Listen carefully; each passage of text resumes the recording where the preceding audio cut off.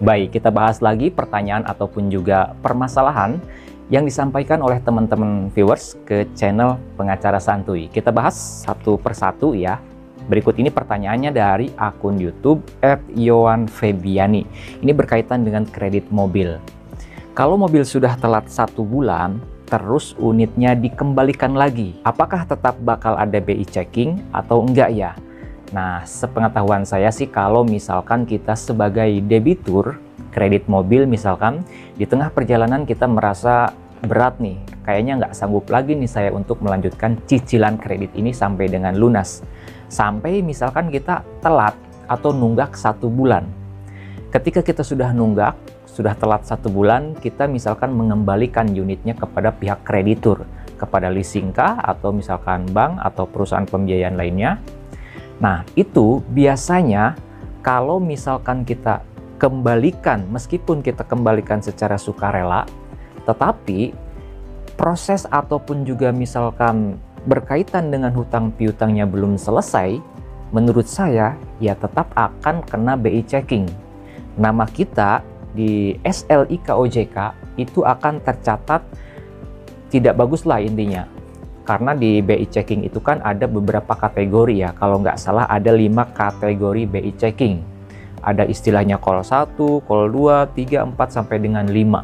Nah itu kan ada kriterianya masing-masing. Yang jelas kalau misalkan kita sudah menunggak telat 1 bulan, apalagi sampai nggak dibayarin, ya jelas nama kita akan tercantumnya ya kurang bagus di SLIK OJK atau BI checkingnya kurang bagus. Tapi kalau misalkan kita kembalikan secara sukarela atau mungkin misalkan ditarik lagi unitnya oleh pihak kreditur atau misalkan melalui putusan pengadilan, kan bisa saja.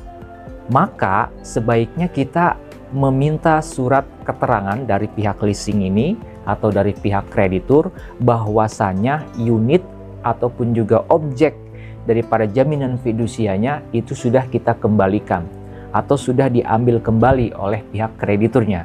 Itu kita harus mendapatkan surat keterangan itu.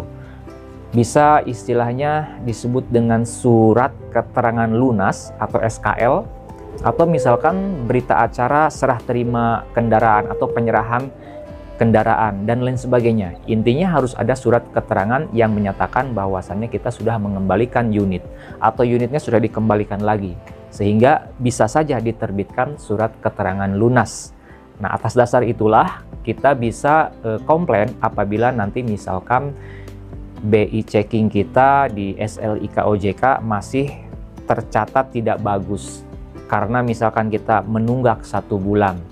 Nah, itu bisa kita komplain dengan menyodorkan atau misalkan memberikan bukti bahwasanya urusan hutang piutang dengan kreditur kita itu sudah selesai dengan cara unit dikembalikan atau ditarik atau seperti apa, sehingga misalkan bisa terbit surat keterangan lunas dan lain sebagainya, itu bisa.